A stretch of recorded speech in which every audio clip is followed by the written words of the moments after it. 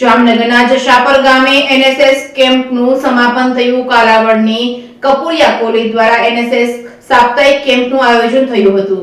જામનગર જિલ્લાના કાલાવડ શહેરની ડીકે કપુરિયા અને એસબી ગોરડા આર્ટ્સ એન્ડ કોમર્સ કોલેજના એનએસએસ યુનિટના પ્રોગ્રામ ઓફિસર ડોક્ટર સીવી સાકરિયા દ્વારા કાલાવડના જશાપર ગામે એનએસએસ વાર્ષિક શિબિરનું આયોજન કરવામાં આવ્યું હતું, જેમાં જોડાયેલ કોલેજની 50 સ્વયંસેવક વિદ્યાર્થીનીઓ વિવિધ પ્રવૃત્તિઓ હાથ ધરી હતી, જેમાં દરરોજ વહેલી સવારે પ્રભાત ફેરી કરી જનજાગૃતિના નારાઓ તથા ભજન કીર્તનથી ગ્રામ્ય શેરીમાં ભક્તિમય માહોલ સર્જાયો હતો. પ્રાર્થના યોગા દ્વારા સ્વાસ્થ્ય જાગૃતિ કેળવી દિવસની શરૂઆત કરવામાં આવી હતી. જનજાગૃતિ રેલી યોજી ગામનું વાતાવરણ જીવંત બનાવ્યું હતું. તેમજ શિબિર સાથે ગ્રામ્ય સમુદાયને જોડવાના હેતુથી ઘર ઘરનો લોક સંપર્ક કરી ભાવાત્મક સંબંધો સ્થાપિત કર્યા હતા. કેમ્પ દરમિયાન નેત્ર નિદાન કેમ્પનું આયોજન થયું હતું. કેમ્પના ગોવિંદભાઈ ફળદુ તરફથી તમામ દર્દીઓને ફ્રી ચશ્મા આપવામાં આવ્યા હતા. કેમ્પનો લાભ 600 દર્દીઓને આંખોની તપાસ કરી તમામને ફ્રી ચશ્મા આપવામાં આવ્યા હતા. આ કેમ્પમાં કોલેજના આચાર્ય એન.કે. ડોબરિયા તથા કોલેજના ઉપપ્રમુખ બાબુભાઈ કપુરિયા હાજર રહ્યા હતા અને સ્ત્રી રોગના નિષ્ણાત doctor Jatin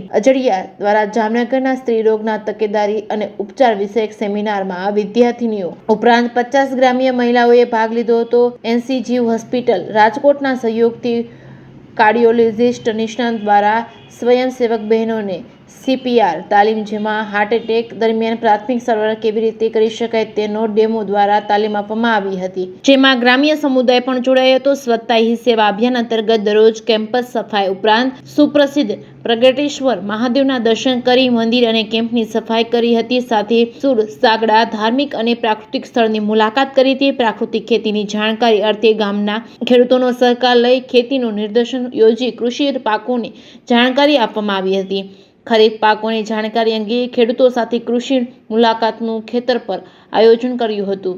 reporting by Harshal Khanderia, Jamnagar.